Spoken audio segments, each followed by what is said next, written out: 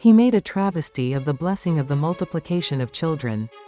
By advocating the purity of the German people as the master race and mimicked the blessing of dominion over the creation.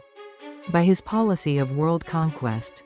In this manner, Hitler realized an unprincipled world with a satanic form of the three blessings, fulfilled at the growth stage. By prevailing in the Second World War, God's side was to fulfill the worldwide indemnity condition at the growth stage.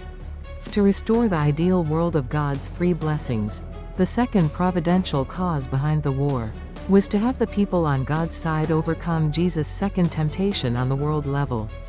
In light of the meaning of Jesus' three temptations, we can recognize that God's side had to prevail in the Second World War to fulfill the indemnity condition to restore worldwide God's second blessing, as Jesus laid the foundation for the restoration of children. By overcoming the second temptation in the wilderness, God's side was to lay the worldwide growth stage foundation for democracy. By triumphing in the Second World War, the third providential cause behind the war was to lay the growth stage foundation for the restoration of God's sovereignty.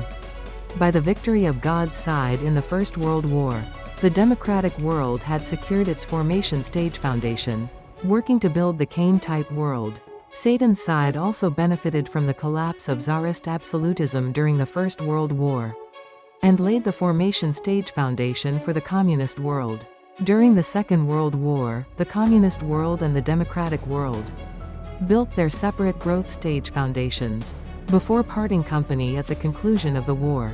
Building this growth stage foundation for the democratic world restored the growth stage foundation of God's sovereignty.